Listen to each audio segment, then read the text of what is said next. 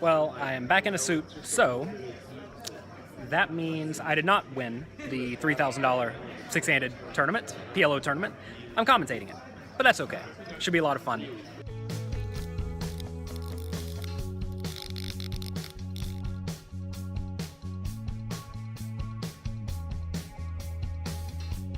Good morning, everyone. I am at Cafe 6 at Palms Place, for breakfast, which is going to be a turkey burger, because that's what you do at 1 p.m. for breakfast. I stayed up. Actually, I played the monster stack yesterday. I busted right at the end of the day to my good friend Scott Ball. He decided to get me. He had to get me. He had ace queen, I had ace nine. He's crushing it. He's probably near the chip lead at the end of the day. Maybe not. Whenever you have 7,000 people in a tournament, someone is going to get like 25 starting stacks somehow. I don't even know how that's possible. It seems impossible to me.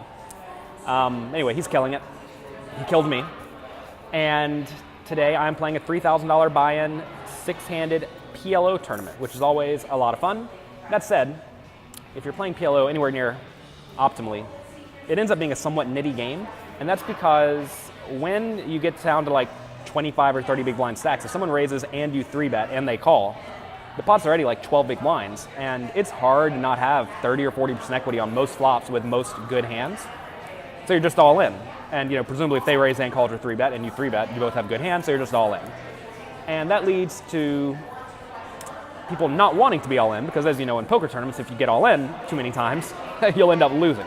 So it leads to somewhat nitty poker as stacks get shorter, but during the first few levels you can certainly just run people over, and that's typically how it goes early in PLO tournaments. For me, I think a lot of people play a little bit too cautiously, especially on the river. And that lets you steal some pots. So that's the plan. I'm going to go do that and then try to win some nitty short stacked poker. I stayed up all night. I stayed up till, I guess, 3 or 4 a.m. today watching Phil Galfond and James Ope's PLO videos. Shout out to them for making those on tournaments. So I think I already know what I'm doing, but it's always good to rewatch things like that, especially if you don't really play that much PLO. And I played PLO a long time ago for like a year straight online. Not really tournaments though, mostly cash games. And they are different games, and it's good to make sure you really hammer home the adjustments. So that's the plan. I'm going to go play that, and then if I bust it, I'm going to commentate it on Poker Go. So that will be on the 27th, I believe, so in a few days. Well, a few days from me recording this, probably well after you guys see this, but that's the plan. All in all, life's good. I'm missing my family. I just got off the phone with Amy, my wife, and James, my baby. James was laying in the bed. I sang him some songs. He looked at the phone because we were using FaceTime, and he smiled a little, and it's oh so sweet. It melts my heart. I miss the boy. I miss my wife a little bit too. She's nice sometimes, but it's tough being away from family.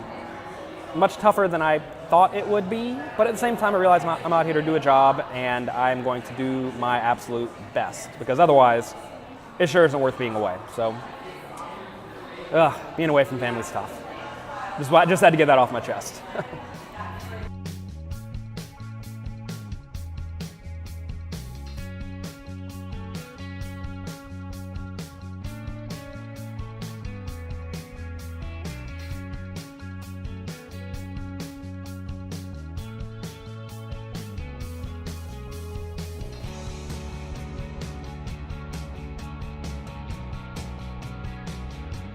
The most feared PLO player in all the land is here today. Jesse Aganuma looking around. He's like, yes, I'm in charge. I'm the boss man. Now he's playing on his phone.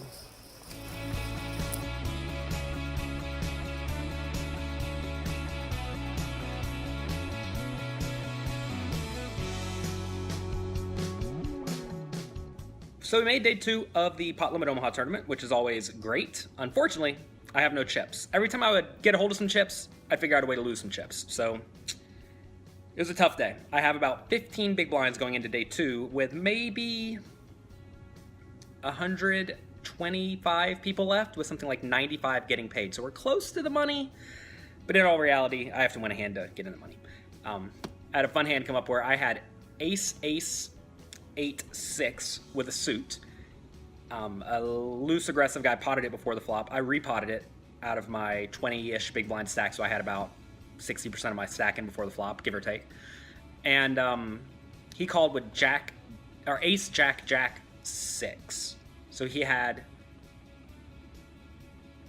I basically needed to get either a straight or a jack. So the flop came with a jack, which means I'm just basically screwed, right? Because before the flop, I had his side cards, and now on the flop, well, he has my side cards. So I needed exactly an ace to get there, and I drilled the ace on the turn, so that was a whole lot of fun.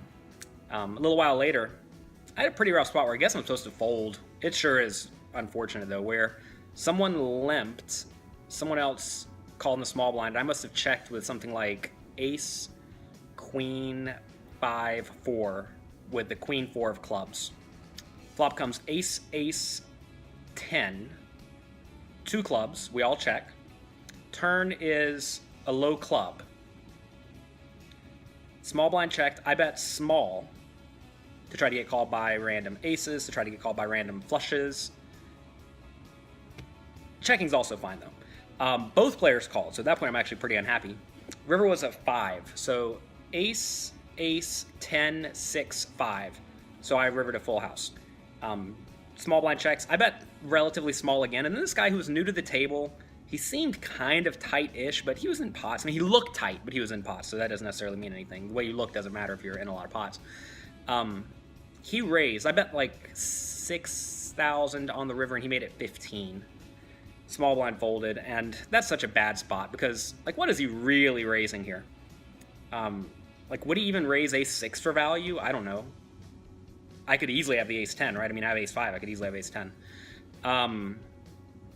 I decided to pay, though.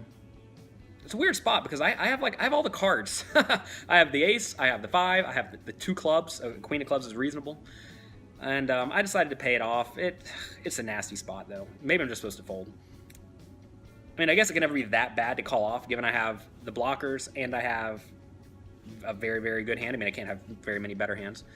But he had ace-10. He just slow played it right on the flop. So he got me on that one, and that put me back down to my short stack. So we got to win some hands today. That's really what it amounts to. And if I do not win all the hands today, I will be commentating the PLO final table tomorrow on Poker Go. So either way, I'll have some action.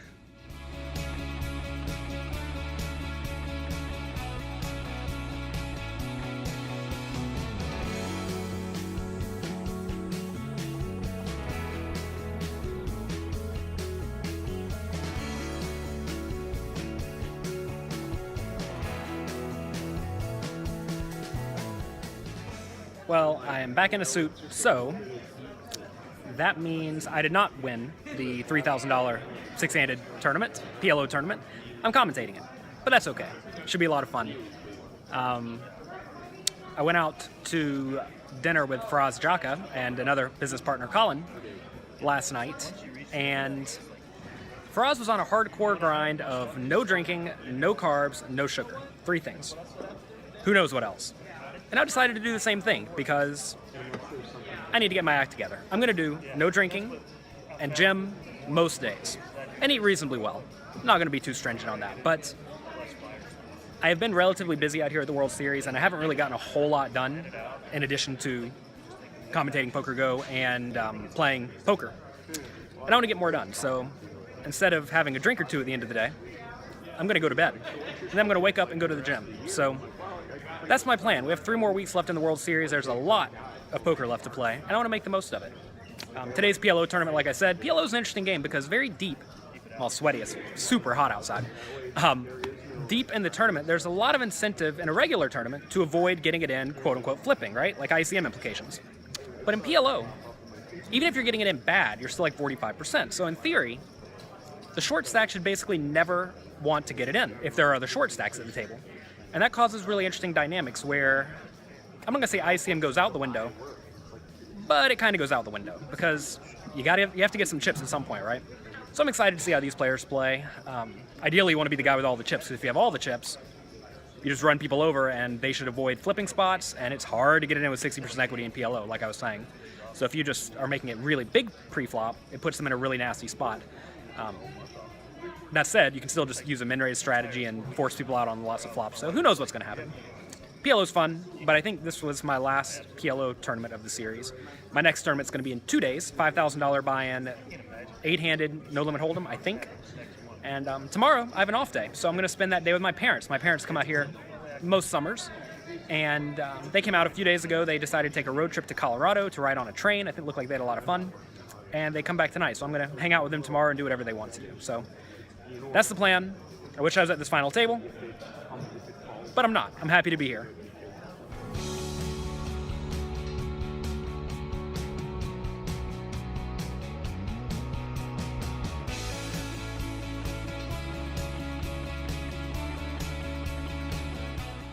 Hello and welcome to Las Vegas. We are here at the 48th Annual World Series of Poker inside the Rio All-Suite Hotel and Casino. I'm David Tuckman, joined by former WPT Player of the Year, Jonathan Little, and we are here for event number 49, the $3,000 PLO 6-Max tournament, 630 entries. At the start of this, we are down to our final 7, which is the unofficial final table. I'm excited to see what happens. PLO is a fun game. Sometimes players just lose their minds and blast their money into the pot, and other times we sit here and grind it out.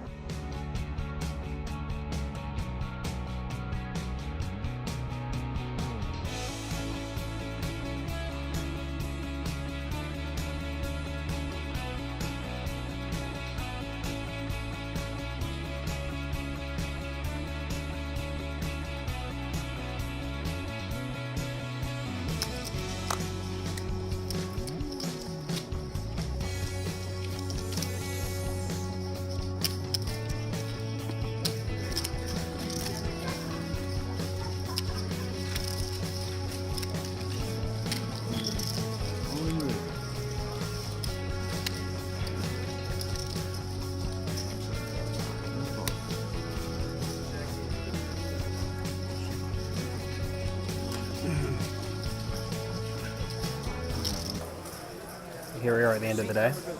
Nice and productive. It's a lot of fun.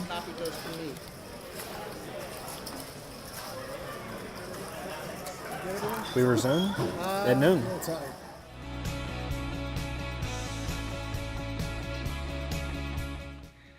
Good morning. We made day 2 of the $5,000 buy-in event. And really, day 1 was about as carefree as it could possibly be. As silly as that sounds. I really didn't face a whole lot of pressure. I had Davide Katai 2 to my left, but he was short most of the day, so he didn't really get to mess around too much. One time he did open from second position with Queen 2 of Hearts, 4 min raise, and he ended up rivering a pair, and it was good. The Queen, I had the middle pair. So that was kind of funny. Davide Katai likes to play lots of hands, for those who do not know. So anyway, I made day 2 with about 99,000 chips, which is good for about 1.5 times average, which is great.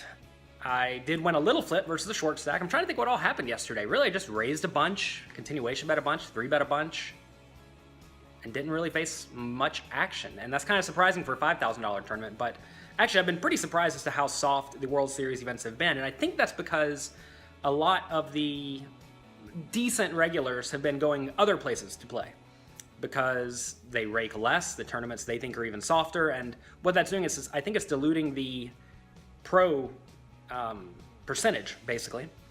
And instead of having 7 or 8 reasonable players at each table in a $5,000 buy-in tournament, you end up with 3 or 4, and that's what I've experienced in all of the $5,000 and $10,000 events I've played so far. So that's great, and I'm just going to continue doing my best. There are I think 250 people left, and I think 99 get paid.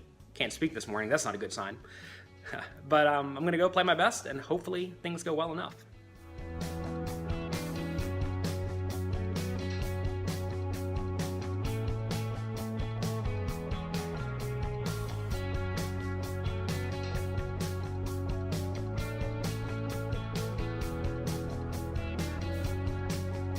Oh, today was a fun one. I ended up getting in the top 20% of 2 different tournaments. In the $5,000 tournament, nothing went right. I just sort of dartled around a bit. I had, what I have?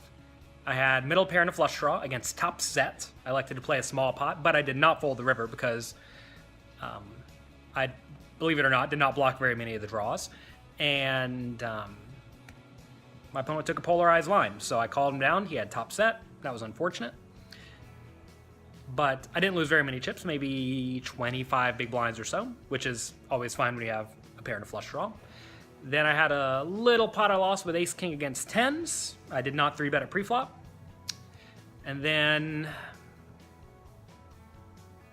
I somehow shoved my last big blinds. I guess I had something like 13 big blinds on the button with king-9 offsuit. And the big blind had ace-6, and just like that, I was out. So that was kind of rough. And then I hopped into the $1,500 tournament. And on the second hand of the day, I got aces then against queens for something like 25 big blinds. I doubled up. Did reasonably well until after dinner break. I raised with ace-2 of spades from second position, which is a little bit loose, but I was being pretty active at this table. Most of the people are pretty tight. I got 3 callers, so clearly the tightness concept was wrong. Flop came 9-5-2, 1 spade. They checked me. I bet about half pot.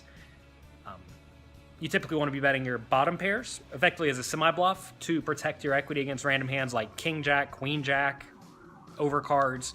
Maybe you make hands like pocket fours fold, etc. So I bet. One player called, turns the 6 of spades. Now I have a backdoor flush draw. My opponent checked and I shoved for his pot size bet, and he turned a set of 6s. So that didn't work out too well. From there, I had 2,000 chips. I ran it back up to 16,000, and then I found a spot where cutoff raise. I jammed my 20 big blind stack with king jack offsuit, small blind cold called with ace queen, and I did not win the flip. So two somewhat deep runs, not quite deep enough, and just like that, I had a rough day. Tomorrow, I'm actually presenting at a seminar put on by Steve Blay of Advanced Poker Training. He asked me if I wanted to be one of the speakers, so I said sure. Also, I'm going to be playing sit and goes with the people attending the conference, so that should be a lot of fun. And then the next day, I'm going to be in the commentary booth. Previously, for the World Series stream, I had been at the break desk, which was a lot of fun. You only have to actually do talking for about 20 minutes, but you're on camera, so you have to look pretty and presentable. I believe on the second, I'm going to be in the commentary booth, so I'm going to be talking almost the whole time, but I don't have to wear pants at all, so that'll be nice. After that, back to playing poker, and it'll be poker for the rest of the summer.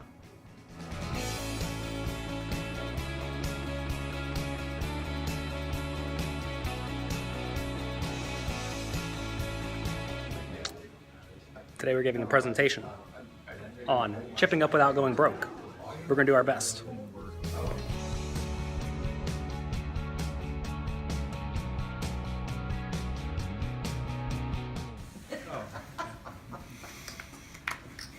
I would have hopped in there for sure.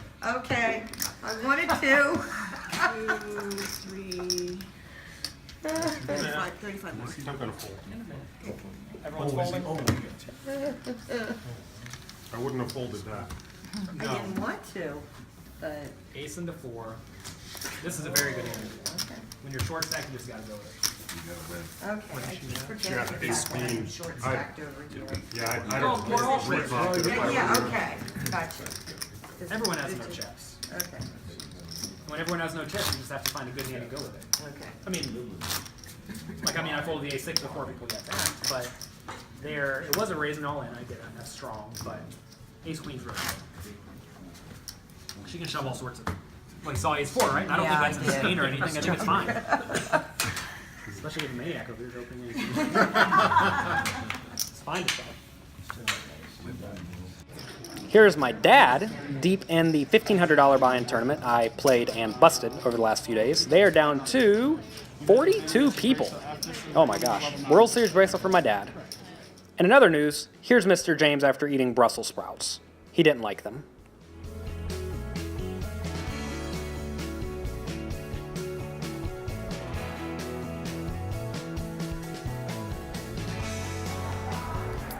I have no clue where we are in terms of this video blog. I don't remember when I've updated it last. It's been a few days. A lot has happened, as you've probably seen in this video blog.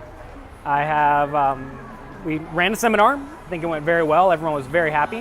One guy was unhappy, but he seemed to be unhappy about everything. So that's okay. What else? My dad took 33rd in a $1,500 buy-in tournament for about 10,000 bucks. It's funny enough, I put him in this tournament for Father's Day.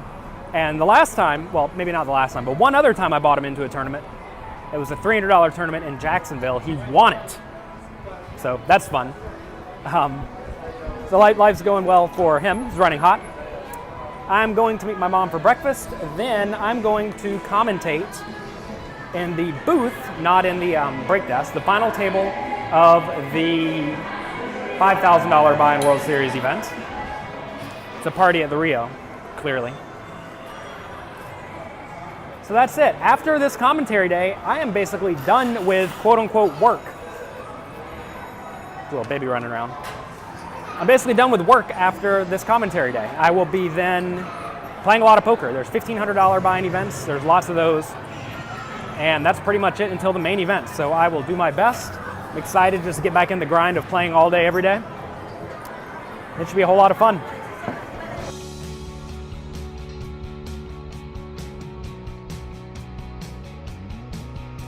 Dave and Jeff Gross, you and all of your guests out there, David, have done a fantastic job on the break desk to keep us rested here and to also inform the folks of what's going on there.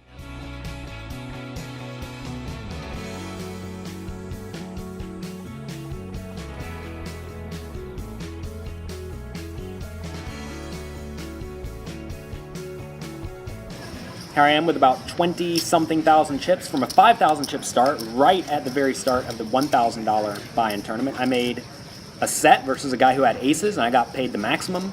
Then I made a flush against a guy who had top pair, and I got paid the maximum again. Here's Larry Little, my dad, also with a lot of chips.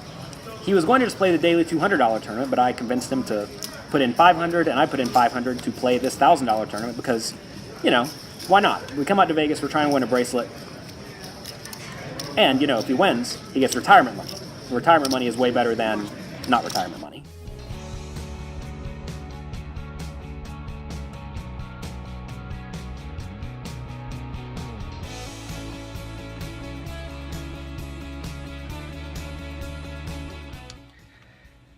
I am back at the Palms place. Today was fun. I got off to a great start in the $1,000 buy-in tournament, an amazing start. I think I had something like 5 starting stacks after the first hour, which is just like unbelievable. I won every hand. I made a set, I made a flush, I made big over bets, and they all got paid. That was a lot of fun. After that, not a whole lot went right. I kind of messed around a bit. I hung around 20,000 for quite a while, which was about 5 starting stacks, or 4 starting stacks, I guess. And I was winning it all in, losing it all in, winning it all in, losing it all in. It seems like I was actually winning about 2/3 of them. The problem is that the ones I was winning were like 15 big blind all-ins, and then I was losing like 30 big blind all-ins. So it was tough. So right near the money, I think 263 paid, and with about 270 people left, I was hanging around with about 18,000 chips or so. And a player who was, not crazy, not loose. He made it 1,800 on the button at 400, 800, and I decided to call 1,000 more in the big blind with 4-3 of spades.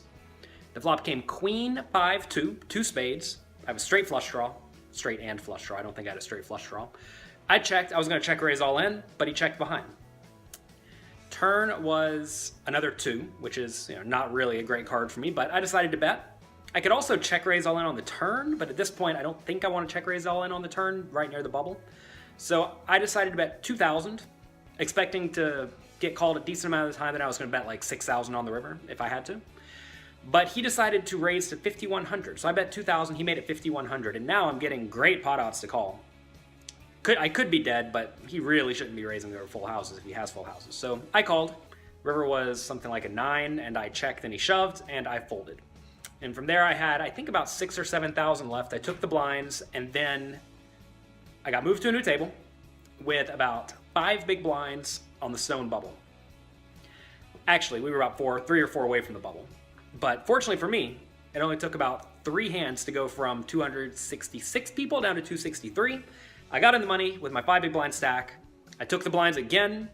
It was actually brutal. It folded around to the small blind who shoved, and I looked down at 8-2 offsuit with 5 big blinds, and I had to fold. I was like, ah. So anyway, then I found king 5 suited, and that was good enough. And I ran into ace jack, and I was out. So after a great start to start the day, I ended up with a nice little min cash. luckily enough, my dad's still in the tournament.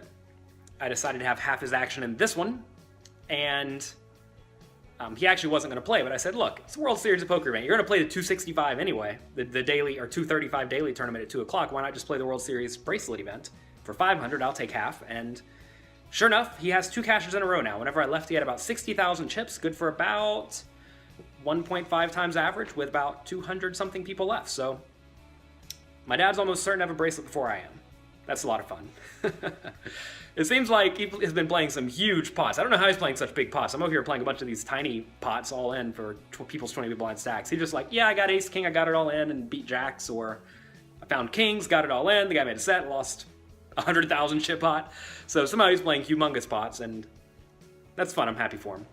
So what's going on for the rest of the week? There's a $1,000 tournament tomorrow, then I think a $3,000 the next day. After that, I don't know what's going on. I think the main event is soon, though. The main event, I think, starts on the 8th, and I think today is something like the 3rd. Tomorrow is the 4th. So it's almost time to try to win $10 million. I hope they pick me this time.